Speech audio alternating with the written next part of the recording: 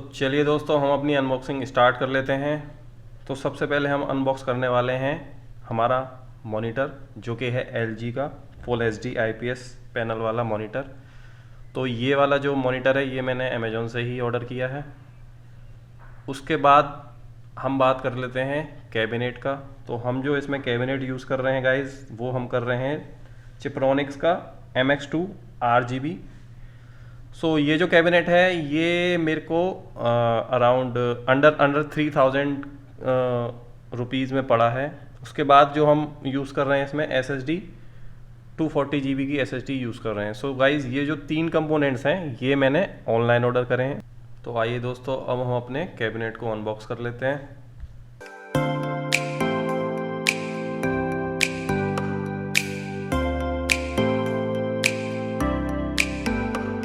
तो ये गाइज़ आप चेकआउट कर लो, कुछ ऐसा दिखता है हमारा कैबिनेट। तो जो फर्स्ट स्टेप है वो है हमारा मदरबोर्ड। सबसे पहला स्टेप यही है कि हम अपने मदरबोर्ड को अनबॉक्स करेंगे।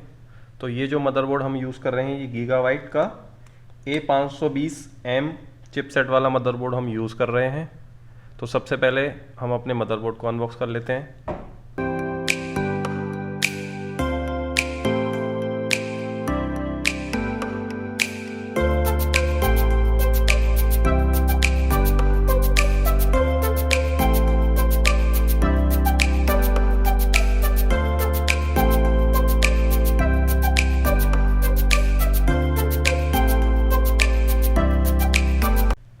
तो गाइस, सेकंड स्टेप हमारा है प्रोसेसर को इंस्टॉल करना। तो यहाँ पे जो हम प्रोसेसर यूज़ कर रहे हैं वो AMD Ryzen की तरफ से 3rd जनरेशन 3100 वाला प्रोसेसर हम यूज़ कर रहे हैं। इसमें आपको 4 कोर और 8 थ्रेड का ऑप्शन मिल जाता है। और इसकी जो मुझे प्राइसिंग पड़ी थी वो मेरे को लगभग 7500 का ये मुझे पड़ा था ऑफलाइन। तो दैट्स वाई आई रिकमेंड कि आप अगर ऑफलाइन लेते हैं कंपोनेंट्स तो आपको काफ़ी बेटर डील्स मिल जाएंगी in comparison to online. So guys, second step हमारा है प्रोसेसर को इंस्टॉल करना। तो ये काफ़ी इजी स्टेप है। बस इसमें एक बात का ध्यान रखना है कि जब आप प्रोसेसर को इंस्टॉल करें तो इसमें एक मार्किंग है। सेम मार्किंग आपको प्रोसेसर पे भी मिलेगी, एक एरो मिलेगा, और सेम मार्किंग आपको मदरबोर्ड पे भी मिलेगी। तो मेक श्योर जो आपका डायरेक्शन है वो आप सही से प्लेस करें। चलते हैं अपने थर्ड स्टेप की ओर। इसमें हमको प्रोसेसर का जो कूलर है वो माउंट करना है। तो बहुत ही इजी स्टेप है ये वाला। इसमें जो हमें थर्मल पेस्टिंग की ज़रूरत नहीं है, बिकॉज इसमें प्री अप्लाइड थर्मल पेस्टिंग आती है। चारों स्क्रूज़ को अच्छे से टाइट कर देना है। मेक श्योर आप इस पर ज़्यादा प्रेशर ना डालें, इजीली आराम से आप स्क्रू को टाइट कर दें।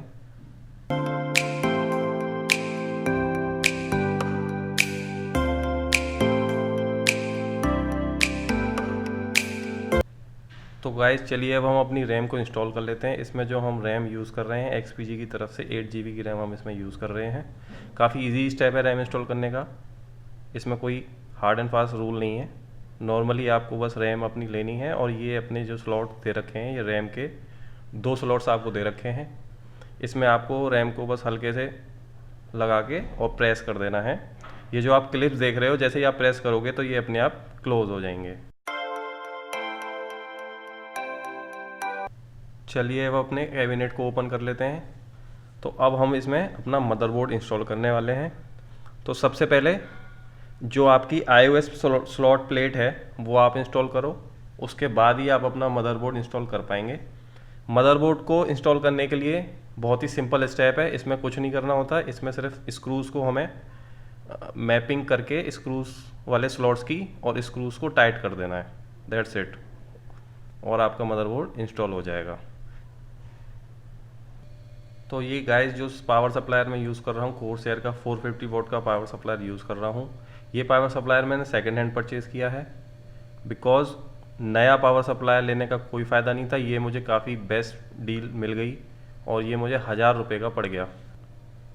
अब हम इस पावर सप्लायर को इंस्टॉल कर लेते हैं।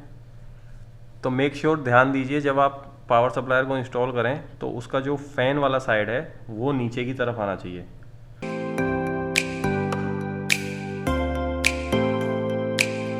इसके बाद हम अपनी जो केबल है 24 पिन केबल है ये हम अपने मदरबोर्ड से अटैच कर देंगे। तो ये भी काफ़ी सिंपल स्टेप है। आप देख सकते हो यहाँ पे जो स्लॉट है ये 24 पिन का स्लॉट है। इसमें जो क्लिप है ये बाहर की तरफ रहनी चाहिए। वैसे अगर आप इसको गलत लगाने की कोशिश करोगे तो ये लगेगा नहीं, तो डोंट वरी, ये अपने आप ही जब तक फिट नहीं बैठ जाता तब तक ये लगेगा नहीं।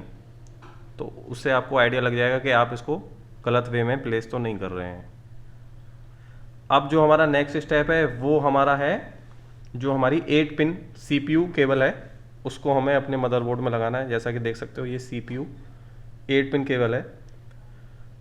अच्छा दोस्तों, काफ़ी सारे जो पावर सप्लायर्स होते हैं उसमें 4 पिन का भी ये पिन होता है, बट ये जो पावर सप्लायर है इसमें आपको 8 पिन का केबल मिलेगा। तो आइदर आप इसको 4 पिन भी लगा सकते हैं और 8 पिन कंबाइन करके भी लगा सकते हैं।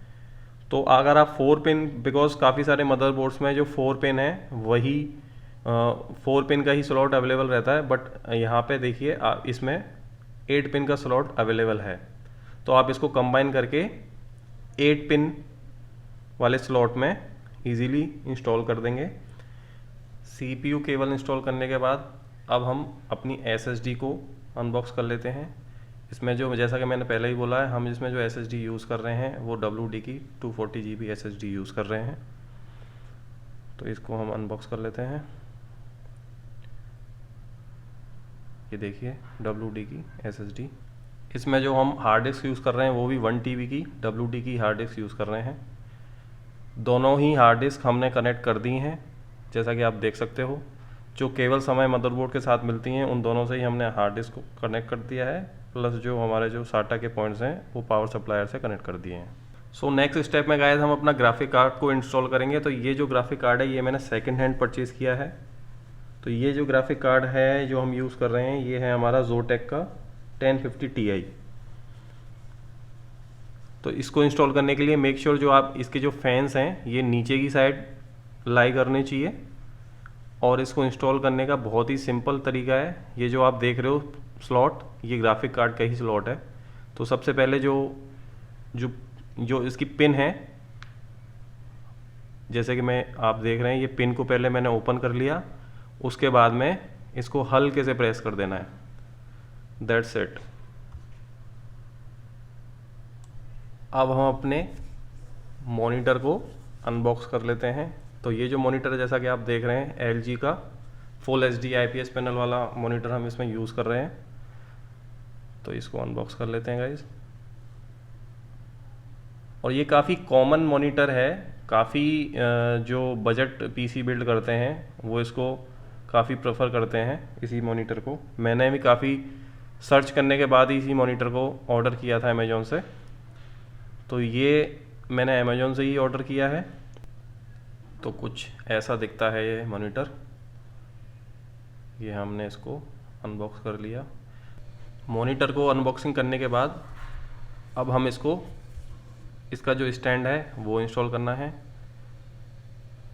तो काफ़ी सिंपल स्टेप है, इसमें कुछ नहीं करना। ये जो स्टैंड है इसको जो स्क्रूज़ हैं उसके साथ इंस्टॉल कर देना है।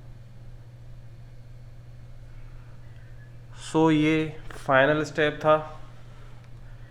अब हम अपने CPU को स्टार्ट करके देख लेते हैं। तो देख सकते हैं आप, ये हमारा CPU रेडी हो चुका है और इसमें पूरी जो RGB लाइट्स हैं ये आपको देखने को मिल जाती हैं। सो ये था हमारा guys PC build under 40,000। So guys hope ये वीडियो आपको अच्छा लगा हो। अगर ये वीडियो आपको अच्छा लगा है तो प्लीज़ इसको सब्सक्राइब और लाइक करना ना भूलें। Thanks for watching.